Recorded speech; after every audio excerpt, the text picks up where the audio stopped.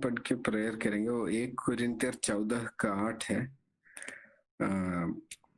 यदि तुरही का शब्द साफ न हो तो कौन लड़ाई के लिए तैयारी करेगा। हे परमपिता परमेश्वर, हम आपके चरणों पे आ रहे हैं। ये वचन आपकी दी हुई है, आपके हाथों पे सौंप रहे हैं। आप आशीषित कीजिएगा हमारे साथ। आपकी पवित्र आत्मा है कि मंथन होना चाहिए प्रभु। हर एक व्यक्ति से आप बात कीजिएगा, हमारे साथ भी आप बात कीजिएगा। हम यहाँ इकट्ठे आपसे सुनने के लिए इकट्ठे हुए हैं। हम यहाँ किसी मनुष्य का नहीं, किसी और चिंता का नहीं, सिर्फ आपके मुंह से सुनने के लिए हम यहाँ इकट्ठे हुए हैं। आप हम सबसे बात कीजिएगा। हमारी शरीरों में, हमारी जिंदगी में ये एक बड़ा छुटकारे की और एक आशीष का कारण बना दीजिएगा। 100 गुना फल देने के लिए आप आशीषित कीजिएगा। आप हमारे साथ रहिएगा और आप हमसे बात कीजिएगा। हम सब आपके बच्चे हैं और आप हमारे पिता। आप हमसे बात कीजिएगा यीशु मसीह के नाम से। आमीन आमीन आमीन। इस वचन में ऐसा लिखा है, 1 कुरिन्थियों की वचन पुस्तक 14वीं अध्याय का 8वें वचन में लिखा है, यदि तुरही का शब्द साफ न हो तो कौन लड़ाई के लिए तैयारी करेगा। तुरही का शब्द साफ होना चाहिए, यानी कि एक ही नाद से तुरही बजना चाहिए, अनेक नाद से नहीं, सिर्फ एक ही नाद से तुरही साफ बजनी चाहिए। तो ये एक ऐसा एक वचन है जिसका अंतर बहुत, जिसका मतलब बहुत गहरा है। कुछ वचन हमारे बाइबल में ऐसे हैं जिसका मतलब बहुत ही गहरा है। उदाहरण के लिए हम हबक्कुक की 2:4 में एक वाक्य का आधा भाग है कि धर्मी विश्वास के द्वारा जीवित रहेगा। बस एक वचन का आधा सा भाग ही है वो, हबक्कुक 2:4 का आधा भाग। लेकिन ये इतना महत्वपूर्ण वचन है कि नए नियम में उसको रोमियो की किताब 1:17 में, गलातियर की किताब 3:11 में और हिब्रानियों की किताब 10:38 में ऐसे अनेक बार दोहराया गया है। और इसका मतलब ही रोमियो की किताब में बहुत ज्यादा अनेक वाक्यों में इसका मतलब बोल दिया गया है। तो हमारे बाइबल में ऐसे कुछ वचन हैं जो अनेक बार, एक ही जगह नहीं, अनेक बार, फिर एक और बार, एक और बार, एक और बार, अनेक बार आता है, क्योंकि वो थोड़ा महत्वपूर्ण है। वो महत्वपूर्ण वचन है। ऐसा ही एक महत्वपूर्ण वचन है ये 1 कुरिन्थियर 14 का 8 का, कि तुरही का शब्द साफ ना हो तो कौन लड़ाई के लिए तैयारी करेगा। हम इसको बहुत पहले से देख सकते हैं उत्पत्ति की किताब में आरंभ पहली वाली किताब में 49 अध्याय 4 का वाक्य में, वहां पर ऐसा लिखा है कि जल की नाई उबलने वाला है, वो श्रेष्ठ नहीं होगा। यानी कि यहाँ लिखा है कि एक आदमी है, वो जल की तरह है, पानी की तरह है। इस तरफ मुड़ो तो वहां गिर जाएगा, बाल्टी को इस तरफ करोगे तो पानी इस तरफ गिर जाएगी। वो आदमी पानी की तरफ है, वो चंचल है, वो श्रेष्ठ नहीं होगा लिखा है। तो ऐसा लिखा है कि वो आदमी श्रेष्ठ नहीं होगा, वो पानी की तरह है, जल की नाई उबलने की तरह है। तो और याकूब की किताब 1:8 में भी लिखा है कि द्विचिंता होने वाला, वो द्विचिंता होने वाला अपने सारे बातों में चंचल है, वो प्रभु से कुछ ना मिलेगा, उसको प्रभु का से कुछ ना मिलेगा। जेम्स 1:7 और 8 में ऐसा लिखा है, जेम्स 1:7 और 8 में लिखा है कि द्विचिंत होने वाला को प्रभु से कुछ नहीं मिलेगा, वो सारी बातों में चंचल है। याकूब की किताब 1:7 और 8 वचन में ऐसा है। हम देखेंगे कि उत्पत्ति से लेकर आखिर तक ऐसा ये बार बार प्रभु दोहरा रहा है। कोलोसियर की किताब 3:22 में भी 3:22 वहां में एक नौकर एक ही हृदय से, यानी कि एकाग्रता से रहना चाहिए और वो प्रभु की भयभक्ति में वो उसका काम करना चाहिए। यानी कि नौकर अनेक चीज मन में ध्यान रखने की कोई जरूरत नहीं है। वो सिर्फ भय भक्ति से, प्रभु की भय भक्ति से, एकाग्रत हृदय से वो काम करना चाहिए। तो यहाँ देखिएगा, यहाँ अनेक जगहों पर एक मन से, एक दिल से, एक नाद, एक चिंता से, एक ही आवाज से, एक ही शब्द से, एक बोलकर अनेक जगह पर लिखा है। प्रभु का वचन ऐसा ही लिखा है कि एक ही चिंता में लिखा, मतलब यीशु मसीह बहुत स्पष्ट रूप से देता है। वो मत्ती की किताब 6 अध्याय 21 से लेकर 26 तक, वह उसकी इसका मतलब प्रभु बोल रहा है। यीशु मसीह बहुत स्पष्ट रूप से बोल रहा है कि जहां हमारा क्या बोलता है, हमारा निक्षेप है, वही हमारा हृदय भी होगा। एक आदमी दो मालिक का सेवा नहीं कर सकता। यदि वो प्रभु की सेवा करेगा, नहीं तो शैतान की सेवा करेगा। वो दो मालिक का सेवा नहीं कर सकता। सिर्फ एक ही जगह पर एक ही दिल है, एक ही हृदय है। जहां उसका निक्षेप है, जहां उसकी संपत्ति है, वहां उस आदमी का दिल होता है।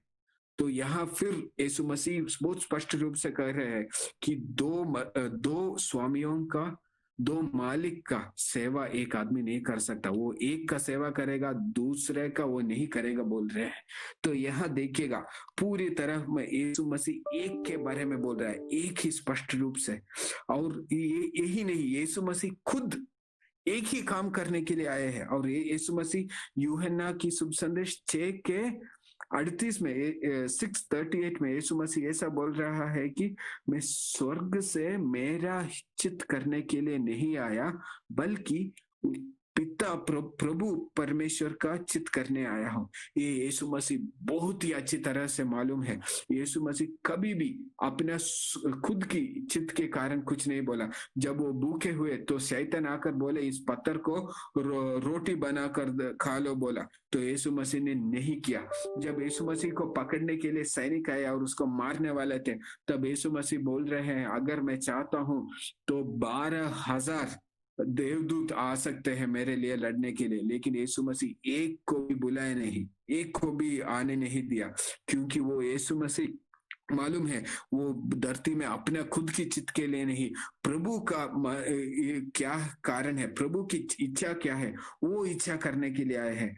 इसलिए मैं एक बार और बोल रहा हूँ, हमारा इच्छा नहीं, प्रभु की इच्छा करने के लिए हम भी यहाँ जुड़े हैं। तो हमारा जिंदगी का मकसद क्या है? यीशु मसीह का जिंदगी का मकसद है स्वर्ग में पिता परमेश्वर का इच्छा करना। यीशु मसीह हमारे लिए एक अच्छा उदाहरण बन के आए हैं। तो हमारी इच्छा भी वही होना चाहिए कि हम प्रभु परमेश्वर की इच्छा को सुनकर वही करें। देखिएगा, उदाहरण के लिए मैं देता हूँ, पत्रोस के बारे में आप जानते हैं, पेत्र के बारे में आप जानते ही है। पेत्र तो यीशु मसीह के पीछे चल रहा था। उसके बीच में यीशु मसीह को कुछ मुश्किल आ गई, तो वो यीशु मसीह को बोला मैं यीशु मसीह को जानता नहीं। पहले वो प्रभु की सेवकाई में आया, बीच में वो पूछ रहा है कि मुझे क्या मिलेगा, प्रभु की सेवकाई में आने से मुझे क्या मिलेगा। फिर बोल रहा है यीशु मसीह से मैं आपको कभी नहीं छोड़ूंगा, मैं आपका पीछे ही जिंदगी गुजारूंगा बोलता है, आपके लिए मरने के लिए भी तैयार हूँ। मुश्किल की समय आई तो वो बोल रहा है कि वो यीशु मसीह को जानता भी नहीं। और आखिर में देखिएगा, यीशु मसीह उससे बोल रहा है कि मेरे भेड़ों को तू खाना खिलाना बोल रहा है। ये यूहन्ना की किताब में ये तो यीशु मसीह बोल रहा है, यूहन्ना का 21:16 में ऐसा लिखा है कि यीशु मसीह पत्रोस से बोल रहा है मेरे भेड़ों का, पत्रोस की भेड़ों के नहीं, यीशु मसीह के भेड़ों का, यानी कि इक्लेसिया का को खाना खिलाने का काम पत्रोस को दे रहा है। फिर भी जब जातियों को शुभ संदेश बोलने के लिए समय आया, तब 3 बार पत्रोस इनकार करता है, लेकिन फिर भी वो कोर्नेलियस के भवन में जाकर शुभ संदेश बोलता है। और पहली बार यहूदियों के जात के बाहर से, जातियों से, आम आदमियों से एक परिवार प्रभु में आता है। तो ऐसा ये काम भी पत्रोस के हाथ से हुआ। लेकिन हम गलातियों में देख रहे हैं कि पहले जब पत्रोस गलातियों की इक्लेसिया के पास आया तो सबसे मिलजुल कर रहे, सबके साथ खाना खाए। लेकिन जब यरूशलेम से कुछ यहूदी लोग आए तो उस समय में पेत्र उन सबसे मिलजुलना बंद कर दिया, उनके साथ खाना नहीं खाते, सिर्फ यहूदियों के साथ खाना खाते हैं। तो वो दो चिंता का कारण दिखा रहा था। इसलिए हम देखते हैं कि प्रेरितों की किताब के आधे से पहले पत्रोस का नाम गायब हो जाता है। उसके बाद सिर्फ पौलुस का नाम आता है। पत्रुस जो एक दुश्चिंता का था, दो चिंता थे, वो यहूदियों को भी खुश रखना चाहता था, वो प्रभु को भी खुश रखना चाहता था, वो एक्लेसिया के यहूदियों के लोगों को भी खुश रखना चाहता था और प्रभु को भी खुश रखना चाहता था। वो दो चिंता का था। वो बीच में प्रेरितों की किताब के बीच पहले आधे से पहले ही उसका नाम गायब हो जाता है। फिर हमेशा पौलुस की ही नाम आती है, पौलुस की ही नाम आती है, पौलुस की ही नाम आती है। पहला नियम में 14 पुस्तक पौलुस ने लिखा है, सिर्फ 2 पत्रोस ने लिखा है। ये सब महत्वपूर्ण रूप से पौलुस को प्रभु क्यों इस्तेमाल किया? क्योंकि पौलुस एक ही चिंता का था, वो हटता नहीं था। जितना भी मुश्किल आए, जितना भी कठिनाई आए, उसको सिर्फ एक ही मकसद था और वो मकसद के लिए वो जीता था। देखिएगा प्रेरितों की किताब में 21:11 21 का 11 में, प्रेरितों का किताब 21वीं अध्याय का 11वीं वचन में लिखा है कि एक नबी आया, एक अगाबुस नामक एक व्यक्ति आया और बोला कि पौलुस अगर तू यरूशलेम जाएगा तो तुझे बंदी बनाया जाएगा। अनेक लोग, एक्लेसिया के सभी लोग पौलुस से बोले तू यरूशलेम मत जाना, तू यही रहो। लेकिन पौलुस ने बोला मैं अपने जिंदगी को भी गंवाने के लिए तैयार हूं, प्रभु की इच्छा है कि मैं यरूशलेम जाऊं। और वो जाता है। उसको चेतावनी मिलने के बाद भी वो जाता है, क्योंकि उसकी जान की परवाह नहीं थी, प्रभु की इच्छा के लिए वो रहता था। उसका मन में सिर्फ एक ही मकसद था, एक ही लक्ष्य था। पौलुस दुश्चिंता का नहीं था, उसका दो मन नहीं था, दो दिल नहीं था, उसकी तुरही का एक ही शब्द था, वो है यीशु मसीह का शब्द। दो शब्द नहीं था। वो एक हमारे एक्लेसिया के लोगों को संतुष्टि रखना है, मेरे परिवार लोगों को खुश रखना है, नहीं, उसका सिर्फ एक ही मन था, प्रभु को खुश रखना। और इसीलिए जो आप प्रेरितों का किताब, पवित्र आत्मा की बड़ा काम जब पत्रुस से आरंभ हुआ, लेकिन अंत पौलुस से हो रहा है, उस किताब में आगे भी बढ़ रहा है। तो देखिएगा, आप हमारे जिंदगी में भी देखिएगा, आपने धरती में भी, जो आपके चारों तरफ देखिएगा, हर एक बड़े आदमी, सीवी रामन के नाम ले देखिएगा, वो किस लिए फेमस है? सिर्फ वो वैज्ञानिक के नाम से फेमस है। महात्मा गांधी वो स्वतंत्र सेनानी के नाम से बहुत जाना माना आदमी है। तेंदुलकर का देखिएगा, वो क्रिकेट के नाम में बहुत जाना माना आदमी व्यक्ति है, सब लोग जानते हैं। लेकिन क्या उनको परिवार नहीं था?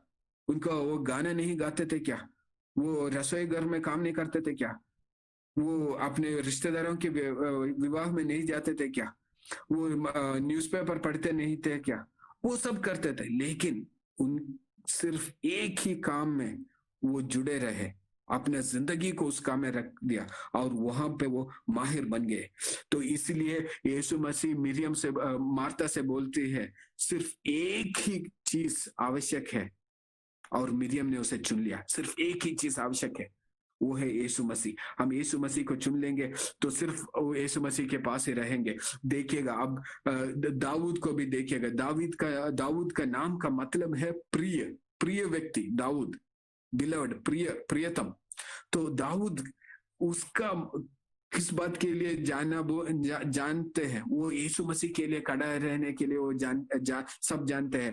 वो संगीत लिखने के लिए, भजन संगीत लिखने के लिए जाने जाते हैं। बहुत सारे काम किया, लेकिन एक काम में वो जुड़ा रहा, वो हमेशा प्रभु के गीत गाता था, उसमें वो माहिर बन गया।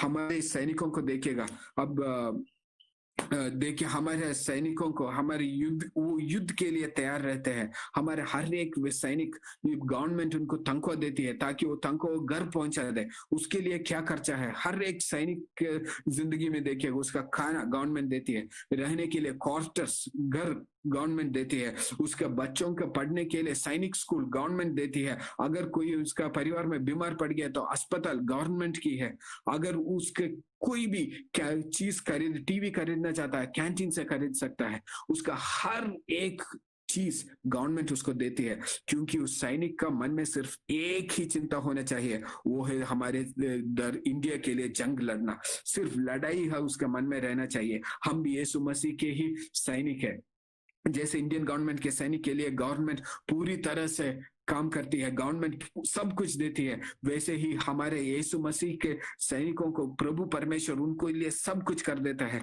हमने अनेक गवाही सुनी है, अनेक प्रभु के दास सब कुछ छोड़कर प्रभु की सेवकाई में गए हैं, एक भी व्यक्ति नहीं है जो भूखा मर गया, एक भी व्यक्ति। वो एक रात भूखे सोते हैं, 2 रात भूखे सोते हैं, लेकिन भूख से मरने वाला एक भी नहीं है, उनका परिवार में एक भी व्यक्ति नहीं है जो भूख से मर गया, क्योंकि शेर और शेर के बच्चे भी भूखे रहते हैं, लेकिन प्रभु के बच्चों को देने के लिए प्रभु सामर्थ्यशाली है, क्योंकि हमारे जिंदगी में एक ही मकसद होना चाहिए, जैसे यीशु मसीह ने बोला सिर्फ एक ही मकसद, एक ही नाद, एक ही शब्द हमारे तुरही से आना चाहिए, वो यीशु प्रभु की सेवकाई है।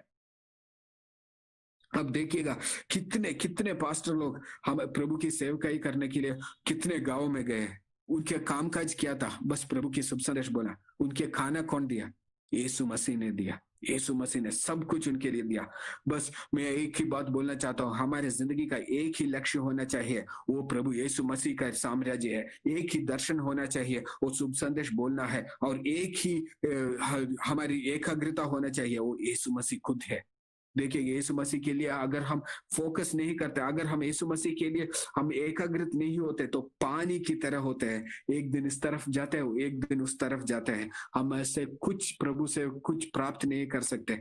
हमारे एक्लेसिया में ही देखिएगा, मीडिया टीम में हमारा प्रवीण भाई है, प्रवीण भाई आता है, करेक्ट टाइम पे वचन डालना है, करेक्ट टाइम पे वचन डालते हैं, करेक्ट टाइम में हमारे लिरिक्स गाना का लिखावट लिखते हैं, वो करेक्ट लिखता है, करेक्ट टाइम में अनाउंसमेंट के लिए वो लिखता है, फोन नंबर करेक्ट टाइम में डालता है, हैप्पी बर्थडे है तो बर्थडे का न्यूज करेक्ट टाइम में डालता है, कभी भी उन गलती नहीं होता। क्यों? वो एक ही काम करता है, एक मीडिया का इंचार्ज है और वो ठीक उसी काम में माहिर बन के करता है। सनू ब्रदर आता है, वह पीछे सब कुछ काम का जो करना है वो सनू ब्रदर करते हैं, ताकि पास ऑन मैसेज ले सके, बाकी सब वो करता है। रिसेप्शन टीम जो आते हैं सिर्फ रिसेप्शन टीम का ही काम करते हैं, जो बाहर सैनिटाइजिंग का काम डालते हैं वो सिर्फ वही काम करते हैं और कुछ नहीं करते। सोचिएगा, अगर एक आदमी आकर 2 मिनट रिसेप्शन टीम में रहा, 2 मिनट मीडिया टीम में गए, 2 मिनट सनूप ब्रदर का काम करने लगा, 2 मिनट प्रभाकर ब्रदर का काम करने लगा और 2 मिनट प्रचार करने लगा, वो कुछ नहीं करेगा, कुछ भी अच्छा नहीं करेगा। हमारे एक्लेसिया में हर एक काम के लिए एक व्यक्ति को रखा जाता है। हमारे जिंदगी में भी हम मत भूलिएगा, हमारी तुरही से एक ही शब्द निकलना चाहिए, यीशु मसीह का शब्द, यीशु मसीह का नाम, सिर्फ एक ही मकसद है। हमारी जिंदगी में हम अनेक काम कर सकते हैं, करेंगे, हम अनेक नौकरी करेंगे। अगर आप रसोई घर में काम करते हैं तो अगर आपको मालूम है कि यीशु मसीह का इच्छा ये है कि आप रसोई घर में काम करें, तो सबसे श्रेष्ठ, सबसे उत्तम शेफ बनिएगा, सबसे अच्छा खाना बनाइएगा। अगर यीशु मसीह की इच्छा ये है कि आप कंप्यूटर प्रोग्रामिंग करें, तो ऐसा कीजिएगा कि आप नंबर 1 है उसमें, इस तरफ उस तरफ जाने की चिंता करने की जरूरत नहीं है। अगर यीशु मसीह की इच्छा ये है कि आप गाना गाए, तो घंटों घंटों प्रयत्न कीजिएगा, प्रैक्टिस कीजिएगा, ताकि आपकी गाना नंबर 1 हो जाए इसमें। अगर यीशु मसीह का इच्छा ये है कि आप शुभ संदेश बोले, तो उसके लिए आपने जिंदगी गवा दीजिएगा, प्रभु आपको जरूर आशीषित करेगा, क्योंकि एक मन से मांगने वाला वो प्राप्त करता है, एक दिल से यीशु के पीछे चलने वाला यीशु मसीह को प्राप्त कर देता है। उसकी स्वभाव, उसकी जिंदगी यीशु मसीह की नाम की महिमा के लिए हो जाएगा। हम लोग बोलेंगे, प्रभु मेरी जिंदगी आपकी महिमा के लिए इस्तेमाल कीजिएगा। आज हम ये सब बोलेंगे, अगले दिन हम क्या करेंगे? जाकर फिल्म देखेंगे। तो किसकी महिमा कैसे हो रही है? आपका इच्छा क्या है? फिल्म देखने का, सुख से जीने का, या आपकी इच्छा क्या है? प्रभु का शुभ संदेश बोलने का क्या है? आपकी दुचिंता होने वाला, 2 चिंता होने वाला, 2 लक्ष्य होने वाला कहीं नहीं जाएगा। अगर एक आदमी तीर को चलाता है, उसका हाथ छोड़ने पर अस्त्र सीधा जाकर उस लक्ष्य में ही गिरेगा। उसके आसपास में 10 लक्ष्य होंगे लेकिन वहां नहीं गिरता। आसपास में अनेक लोग होंगे, लोग गाने गाते होंगे, कुछ लोग बंदूक से वार कर रहे होंगे, कुछ लोग मजाक कर रहे होंगे, लेकिन ये तीर मजाक सुनकर हंसता नहीं रहेगा, गाना सुनकर नाचना शुरू नहीं करेगा। जब अपने हाथ से वो तीर छोड़ते हैं, वो अस्त्र सीधा जाकर लक्ष्य पर गिरेगा। यीशु मसीह के हाथ में आप हर एक व्यक्ति अस्त्र है, आप हर एक व्यक्ति तीर है। वो यहाँ गाना सुनकर नाचना नहीं लगेंगे, यहाँ वो बात सुनकर वहां दौड़ना नहीं लगेगा। आपका जिंदगी का एक ही मकसद है, वो प्रभु की इच्छा की पूरा करना। अब बैठ के इच्छा क्या है मालूम नहीं तो वो मांगिएगा प्रभु से, प्रभु आपकी इच्छा क्या है बोलिएगा हमसे, और वो इच्छा के लिए अपना जिंदगी गवा देना। एक आदमी, मेरे मन में ऐसा आया था कि मैं थोड़ा बिजनेस करूं ताकि पैसा बनाने के लिए। फिर बैठे बैठे मुझे पिछला हफ्ता का मैसेज प्रभु ने मुझसे बात किया और बोला, मिरियम एक ही चीज आवश्यकता थी और वो चुन लिया। एक ही चीज, 2 नहीं, 3 नहीं, 4 नहीं, 5 नहीं, 10 नहीं, एक ही चीज। प्रभु की सेवकाई करना है तो उसमें डटे रहिएगा, उसमें जुटे रहिएगा और कुछ मत कीजिएगा, सिर्फ प्रभु की काम। आपका मकसद वही होना चाहिए। हाँ, हम नौकरी जाते हैं लेकिन नौकरी जाना सिर्फ हमारे मन में पार्ट टाइम ही काम है। हमारा फुल टाइम काम प्रभु का शुभ संदेश बोलना है। नौकरी जाएंगे तो वहां भी प्रार्थना करेंगे, वहां भी शुभ संदेश बोलेंगे, घर आएंगे वहां भी शुभ संदेश बोलेंगे, कोई शादी में गए वहां भी शुभ संदेश बोलेंगे, कहीं भी जाओ पार्क में गए वहां भी शुभ संदेश बोलेंगे। क्यों? एक ही मकसद है, वो यीशु मसीह है। बाकी सब आधा का काम है, बाकी सब सपोर्ट का काम है। घर रहो, हाँ खाना बनाओ, बच्चे को देखभाल करो, बच्चा का होमवर्क किया कि नहीं वो देखो, उसके बाद पड़ोसी के घर में जाकर बात करो, उसके बाद हमारे रिश्तेदार को फोन करके क्या हुआ पूछो, उसके बाद टीवी देखे, उसके बाद मोबाइल देखे, उसके बाद न्यूज़पेपर पढ़े। क्या जिंदगी है? कौन सा काम में हम माहिर बनेंगे? पानी की तरह इधर भी चंचल उधर भी चंचल, इधर भी उबलते हैं उधर भी चलते हैं। कहाँ जाएंगे? एक नदी सागर की ओर जब जाती है तो सिर्फ सागर की ओर जाती है, पहाड़ के ऊपर चढ़ती नहीं। हालेलुया। एक ही मकसद, यीशु मसीह को पाने के लिए।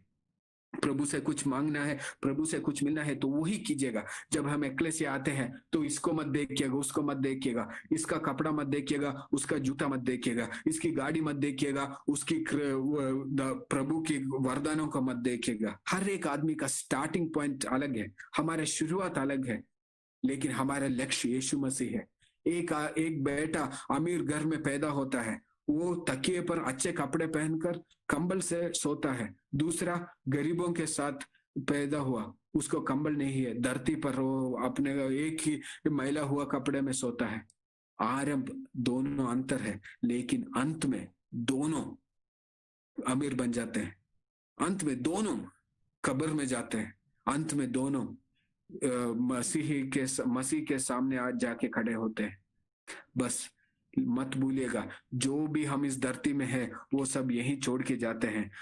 इसलिए दूसरे आदमी को देकर ईर्ष्या मत होइएगा, दूसरे आदमी को देकर कड़वापन हमारे दिल में नहीं आना चाहिए। बस सब कुछ छोड़ दीजिएगा। उसको क्या है, हमसे क्या लेना देना? उसका रास्ता अलग, हमारा रास्ता अलग। दूसरे आदमी को उसका जिंदगी में क्या मुश्किल है, क्या वो झूठ बोलता है, हम हमारे खिलाफ उसने कुछ किसी से कुछ बोला तो क्या हुआ, वो बोलने दो। हमारे लक्ष्य वो नहीं है, हमारे लक्ष्य यीशु मसीह है। मेरे प्रिय भाई और बहनों, बस मेरे अजीजों, एक ही बात है, एक ही चीज चाहे चुनना है, एक ही चीज आवश्यकता है, तुरही से एक ही शब्द निकलना है। बस पानी की तरह नहीं, एक ही दिल से होना चाहिए, एक ही दर्शन होना चाहिए, एक ही इच्छा होना चाहिए, वो सब यीशु मसीह ही होना चाहिए। आप बैठिएगा, प्रेयर कीजिएगा, यीशु मसीह आप हमारे जिंदगी से क्या चाहते हैं, सिर्फ वही कीजिएगा, बस वही कीजिएगा। हर आदमी का रास्ता अलग है, हर आदमी का प्रारंभ अलग है, लेकिन हर विश्वासी का, एक्लेसिया का, हर एक व्यक्ति का अंत यीशु मसीह है। तो मत भूलिएगा, हमारे जिंदगी में सिर्फ एक ही शब्द, यीशु मसीह का नाम। बस हम प्रेयर करेंगे अभी, बस 5 मिनट अन्य भाषा में हम प्रेयर करेंगे, क्योंकि हे प्रभु से हमको जानना है हमारे प्रभु की इच्छा क्या है, हमारे जिंदगी में प्रभु की इच्छा क्या है। अगर हमारी जिंदगी में प्रभु की इच्छा पुस्तक लिखना है तो शुरू कीजिएगा लिखना। अगर प्रभु की इच्छा प्रार्थना करना है तो प्रार्थना करना शुरू कीजिएगा। अगर प्रभु की इच्छा गाना गाना है तो गाना गाना शुरू कीजिएगा। अगर प्रभु की इच्छा है कीबोर्ड लगाना तो कीबोर्ड डालिएगा। अगर प्रभु की इच्छा है बिजनेस करना तो बिजनेस की करना शुरू कीजिएगा। अगर प्रभु की इच्छा है कि आप टीचर बने तो पढ़ाई करना शुरू कीजिएगा। सब कुछ जो प्रभु की इच्छा है वो जानकर उसके लिए अपना जिंदगी गवा देना, तो आप उसमें माहिर बन जाएंगे और आपकी जिंदगी के द्वारा प्रभु की नाम बढ़ेगी, प्रभु की महत्व हो जाएगा। थोड़ा दिन कंप्यूटर में, थोड़ा दिन बिजनेस में, थोड़ा दिन सेवकाई में, थोड़ा दिन फिल्म में, थोड़ा दिन खाने में, थोड़ा दिन और कुछ काम में, कहीं नहीं पहुंचेंगे अगर यीशु मसीह का वचन मत भूलिएगा। मैं जानता हूं मैं इस जिंदगी में क्यों आया, मैं मेरा इच्छा करने के लिए नहीं, मेरा पिता परमेश्वर का इच्छा करने आया हूं। हमारे भी वही लक्ष्य है, हमारे भी इच्छा है वही है। हम थोड़ी देर अन्य भाषा में प्रेयर करेंगे और प्रभु से मांगेंगे कि इच्छा क्या है। हर एक व्यक्ति अपनी जिंदगी के लिए इच्छा क्या है मांगिएगा। अभी प्रेयर करेंगे। हे परमपिता परमेश्वर, हम आपके सामने आए हैं, आप हमसे बात कीजिएगा, आप हमसे बोलिएगा हमारी जिंदगी का मकसद क्या है, हमारी इस दुनिया में हमारे लक्ष्य क्या है, हमारी आपकी इच्छा क्या है हमारे जिंदगी में। आप हमसे बात कीजिए। जो व्यक्ति मेरे शब्द सुन रहे हैं उसकी जिंदगी में आपकी इच्छा क्या है वो आप बता दीजिएगा। रात के समय में स्वप्नों से, दर्शनों से आप बताइएगा। तो दिन के समय में दूसरे से, आपकी एक्लेसिया के भाई लोगों से, पासवान से, उससे बताइएगा। और नहीं तो आपका शब्द पवित्र आत्मा आप हमसे बात कीजिएगा। पवित्र आत्मा परमपिता परमेश्वर आप हमसे बात नहीं किए तो कौन बोलेगा। अगर आप हमको रास्ता नहीं दिखाए तो कौन हमको रास्ता दिखाएगा। आपका वचन में बोला है कि धार्मिक जन का पैदल चलने वाला रास्ता आप दिखाएंगे, आप उनको हाथ पकड़कर चलाएंगे। हे परमपिता परमेश्वर, यीशु मसीह को सोचकर आप हमारे हाथ पकड़कर चलाएगा। Steps of the righteous man are ordered by the Lord. हमारे हर एक कदम आपकी कल्पना से, आपकी अगुवाई से, आपकी चित्त से, आपकी नियम के प्रकार होना चाहिए। हमारे हर एक कदम, हमारी जिंदगी का हर एक समय आपका ही होना चाहिए। जो हमारे जिंदगी में आपकी इच्छा नहीं है, जो फिल्म देखना है वो टाइम वेस्ट है, जो गेम्स खेलना है टाइम वेस्ट है, जो लोग हमारा टाइम वेस्ट कर सकते हैं, उन सब से दूर हटकर सिर्फ आपकी काम पर लगे रहने के लिए, ताकि हम उस काम में माहिर बन जाए, ताकि हम ऊपर से स्वर्ग से अच्छी चीज पाए और स्वर्ग को खुद पाए, ताकि हम आपसे वरदान पाए और आपको खुद पाए, खुद अपने आपको पाए। आप हम सबको आशीषित कीजिएगा, हर एक व्यक्ति को आशीषित कीजिएगा। जो ये बात सुन रहे हैं, मेरे वचन सुन रहे हैं, अन्य भाषा में प्रेयर करना शुरू कीजिएगा। अन्य भाषा नहीं है तो मांग लीजिएगा, प्रभु हमको आपका अन्य भाषा चाहिए, हमको आपका कृपावरों की आवश्यकता है, प्रवचन की कृपावरम, word of wisdom, word of knowledge, discerning of spirits, gift of tongues, gift of interpretation of tongues, gift of prophecy, gift of healing, gift of faith, gift of working miracles। हर एक गिफ्ट यीशु मसीह के नाम से हर एक आदमी को मिलना चाहिए, हर एक आदमी को मिलना चाहिए। अगर आप प्रभु की सेवकाई में करेंगे, अगर आपके दिल में सिर्फ एक ही नाम है वो यीशु मसीह का नाम है, अगर आपके मन में एक ही दर्शन है वो यीशु मसीह है, अगर आपकी एकाग्रता में सिर्फ यीशु मसीह ही है, आप यीशु मसीह के लिए ही जिएंगे, तो आपको कुछ दुष्ट शक्ति छुएगा नहीं। जैसे आप सर्दी में हमारे मुंह से निकलने वाले धुआं वो बिगल जाती है, वैसे आपके खिलाफ आने वाले हर एक दुष्ट शक्ति बिगल जाएगी, आपके खिलाफ आने वाले हर एक लक्ष्य विद्या बिगल जाएगी, आपके खिलाफ आने वाले हर एक जादू टोना बिगल जाएगी, आपके खिलाफ कुछ ज्योतिष है वो हंस बिगल जाएगी, आपके खिलाफ आने वाला कुछ भी तारे नक्षत्र है, आपके खिलाफ आने वाला कुछ भी ज्योतिषी का मंत्र तंत्र है, वो सब यीशु मसीह के नाम से बिगल जाएगा, क्योंकि आपका दिल में सिर्फ यीशु मसीह है, आपका रास्ता सिर्फ यीशु मसीह मसीह की ओर चलता है, आप इस तरफ नहीं देखेंगे, उस तरफ नहीं देखेंगे, हाथ से निकला हुआ तीर की तरह सिर्फ लक्ष्य की ओर तेज दौड़ेंगे। यीशु मसीह के नाम से हर एक व्यक्ति को आशीषित करता हूं। आपकी इच्छा क्या है आप बोलिएगा। हे परमपिता परमेश्वर, हम इस दुनिया को देखकर इधर उधर नहीं जाना चाहिए, सिर्फ आपको देखते हुए आपकी तरफ चलना चाहिए। हमको बलवंत कीजिएगा, हमारे जिंदगी में हमको खींचने वाली कुछ भी चीज है वो सब यीशु मसीह के नाम से हम काट डालते हैं, सिर्फ आपकी तरफ आने के लिए आशीषित कीजिएगा। रब रब रब, सिर्फ एक ही चीज आवश्यकता है, यीशु मसीह को चुन लीजिएगा। आपकी तुरही से एक ही शब्द आना चाहिए तो आप तैयार रहेंगे और आप जरूर जीतेंगे। यीशु मसीह के नाम में आमीन आमीन आमीन।